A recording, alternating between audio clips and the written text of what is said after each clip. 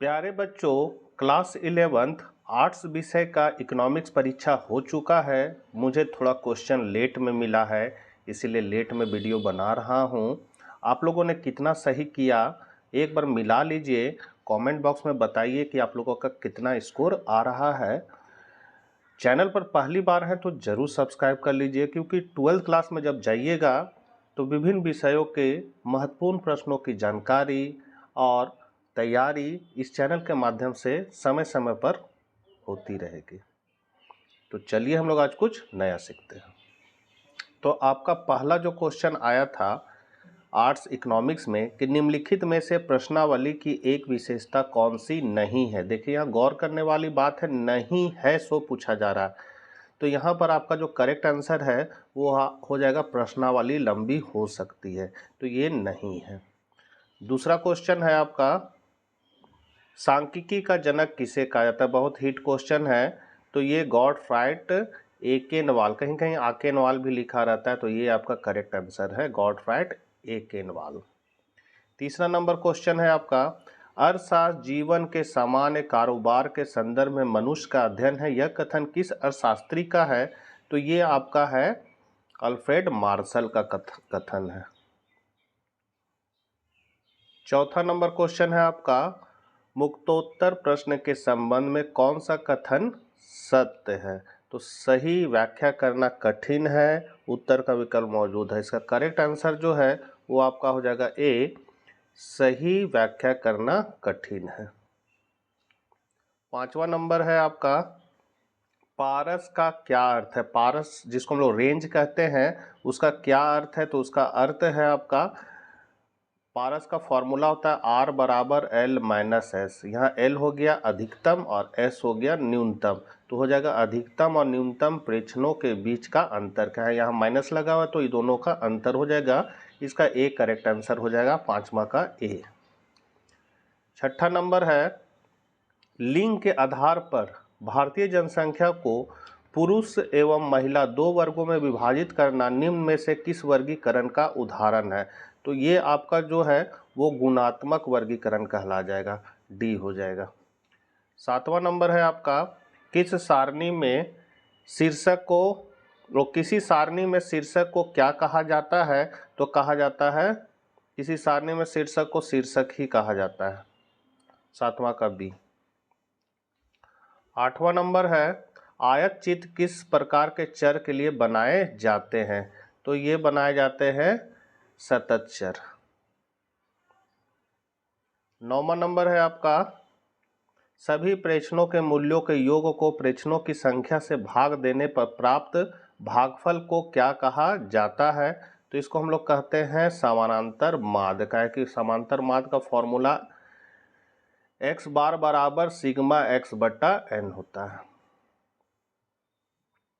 10वां number है आपका, निम्नलिखित में से किस औसत को गणना करने के लिए आंकड़ों को बढ़ते क्रम में रखना अनिवार्य होता है। तो बढ़ते क्रम में हम लोग सजाते हैं माध्यिका में, मतलब मीडियन हो जाएगा, मीडियन में हम लोग सजाते हैं, 20 का करेक्ट आंसर हो जाएगा। 11 है, निम्नलिखित में कौन सा औसत दिए गए आंकड़ों को 4 बराबर भागों में विभाजित करता है। हम लोग सभी जानते हैं चतुर्थक विचलन जो होता है वो 4 भागों में विभाजित करता है। कोटाइल डिवीजन आप लोगों ने पढ़ा होगा, तो सी हो जाएगा इसका करेक्ट आंसर। 12 नंबर है, भारत में जनसंख्या संबंधी आंकड़ा कौन संग्रह और अनुरक्षण करता है। तो इसका जो करेक्ट आंसर है वो हो जाएगा आपका B number, census of India. 13 number है, 5, 8, 9, 4, 10, 7 तथा 6 की माध्यिका क्या होगी। माध्यिका मतलब मीडियन, मीडियन का अर्थ होता है बीच वाला मान।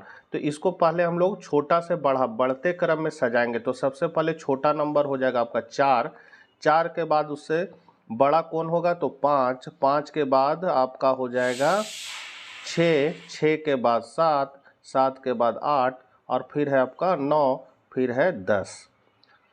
तो इस तरह सज जाएगा बढ़ते क्रम में। अब बीच का नंबर हमको लो, तो इधर से मान ले 3 बढ़े और नीचे से 1, 2, 3, तो बीच में नंबर कौन पकड़ा रहा है 7, तो आपका मीडियन हो जाएगा 7, ए इसका करेक्ट आंसर हो जाएगा। 14 नंबर है आपका, सहसंबंध गुणांक दो चरों के बीच किस प्रकार के सहसंबंध का संख्यात्मक मान है? तो ये है आपका रेखीय सहसंबंध। 15 नंबर है आपका कोटि सहसंबंध के विकास का श्रेय किसे जाता है? तो कोटि सहसंबंध जो है वो स्पेयरमैन ने दिया था, तो यहाँ पर कोटि सहसंबंध का विकास का श्रेय स्पेयरमैन को ही जाता है। सी इसका करेक्ट आंसर हो जाएगा। सहसंबंध कार्ल पियर्सन ने दिया था और कोटि सहसंबंध है सो स्पेयरमैन ने दिया था। 16 नंबर है आपका निम्न में कौन सा सूचकांक खुदरा कीमतों में औसत परिवर्तन को मापता है? तो औसत खुदरा है तो यहाँ पर उपभोक्ता कीमत सूचकांक हो जाएगा डी। 17 नंबर है आपका मदों के सापेक्षिक महत्व को बल देने वाले सूचकांक को क्या कहा जाता है? तो इसको हम लोग कहते हैं भारित सूचकांक, वेटेड इंडेक्स नंबर। 18 नंबर है किसी अर्थव्यवस्था का प्राथमिक क्षेत्र किससे संबंधित है? प्राथमिक क्षेत्र जो है वो किससे संबंधित है? तो ये होगा प्राथमिक जो प्रकृति से जुड़ा हुआ काम होता है, अर्थात कृषि हो जाएगा। 19 नंबर है आपका योजना आयोग का गठन किस वर्ष किया गया था? तो योजना आयोग का जो गठन है 1950 में किया गया था और 1951 से ये काम करना शुरू किया। जैसे भारत में जो पंचवर्षीय योजना चलती है वो योजना आयोग के गठन से ही शुरू किया गया था। 1950 में इसका गठन हुआ और पंचवर्षीय योजना का जो शुरुआत किया गया था 1951 से शुरुआत किया गया था। 20 नंबर है आपका भारत की अंतिम पंचवर्षीय योजना कौन सी है?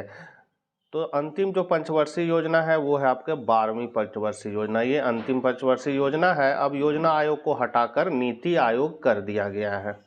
21 नंबर है भारत में नई आर्थिक नीति की शुरुआत किस वर्ष हुई? बहुत ही हिट क्वेश्चन है और ये आ भी गया एग्जाम में 1991 में। 22 नंबर है विनिवेश का उद्देश्य क्या है? तो विनिवेश का उद्देश्य होता है वित्तीय अनुशासन बढ़ाना, आधुनिकीकरण को सहायता देना, सरकार द्वारा आयकर, इनमें सभी हो जाएगा। क्या हो जाएगा? इनमें सभी। 23 नंबर है विश्व व्यापार संगठन WTO की स्थापना किस वर्ष की गई? ये भी क्वेश्चन बार बार ही पूछता है, तो ये हो गया आपका 1995 को। गाइड के जगह फिर WTO की स्थापना की गई थी। 24 नंबर हो जाएगा ग्रामीण जनता की आजीविका का मुख्य आधार क्या है? तो इसका मुख्य आधार है ग्रामीण, मतलब गांव से रिलेटेड है, कृषि हो जाएगा। 25 नंबर है आपका निम्न में कौन सा देश कपास का सबसे बड़ा उत्पादक है? तो कपास का सबसे बड़ा उत्पादक भारत ही है। 26 नंबर है आपका महात्मा गांधी राष्ट्रीय ग्रामीण रोजगार गारंटी अधिनियम, अर्थात इसको हम लोग शॉर्टकट में नरेगा बोलेंगे, मनरेगा, किस वर्ष पारित हुआ था? तो ये हुआ था 2005 में।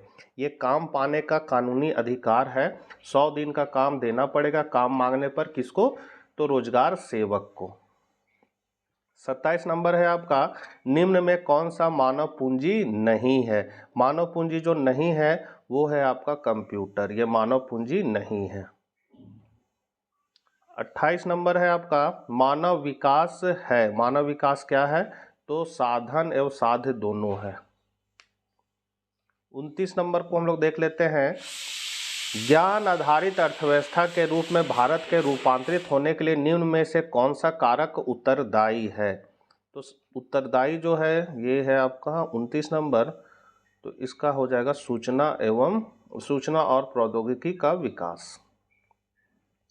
30 नंबर है क्षेत्रीय ग्रामीण बैंक की स्थापना किस वर्ष हुई? तो ये हुआ था 1975 को। बी हो जाएगा 1975। 31 नंबर है आपका ग्रामीण श्रम बल का अनुपात शहरी श्रम बल की तुलना में खाली स्थान है तो क्या है? अधिक है। क्या हो जाएगा? अधिक। 32 नंबर है आपका ईंट निर्माण कार्य में कार्यरत व्यक्ति के रोजगार को खाली स्थान कहा जाएगा। तो ईंट में काम कर रहा है, ईंटा बनाना काम खत्म हो जाएगा तो उसका काम भी खत्म हो, तो इस तरह के काम को हम लोग दिहाड़ी मजदूर कहते हैं। 33 नंबर है निम्न में से कौन ऊर्जा का गैर परंपरागत स्रोत है? तो ये है आपका गैर परंपरागत स्रोत है आपका सौर ऊर्जा। 34 नंबर है आपका, निम्न में से कौन स्वास्थ्य के निर्धारक का सूचक है? तो स्वास्थ्य का निर्धारक सूचक है आपका शिशु मृत्यु दर। 35 है, जैविक खाद को खेती के लिए सबसे उपयुक्त क्यों माना जाता है? तो ये माना जाता है क्योंकि इसमें रासायनिक पदार्थ नहीं है। 36 है आपका, सार्क का गठन कब हुआ? तो इसका गठन है 8 दिसंबर 1985 को हुआ। 37 है, द ग्रेट लीप फॉरवर्ड अभियान किस देश में चलाया गया था? तो ये चलाया गया था चीन में। ये साइंस में भी क्वेश्चन आया था। 38 नंबर है, केंद्रीय प्रदूषण नियंत्रण बोर्ड की स्थापना कब हुई थी? तो ये हुआ था 1974 को। बी नंबर हो जाएगा 1974। 39 नंबर क्वेश्चन है, कुटुम्बश्री क्या है? तो कुटुम्बश्री जो है वो है निर्धनता निवारण कार्यक्रम। और लास्ट क्वेश्चन है आपका 40 नंबर, तनवा कार्यक्रम किस राज्य में संचालित है? तो ये है आपका तमिलनाडु में। तो बच्चों आप लोग आंसर मिला के कितना स्कोर आप लोग का आया कमेंट बॉक्स में ज़रूर बताइएगा। मिलते हैं नेक्स्ट वीडियो के साथ। जय हिंद, जय भारत।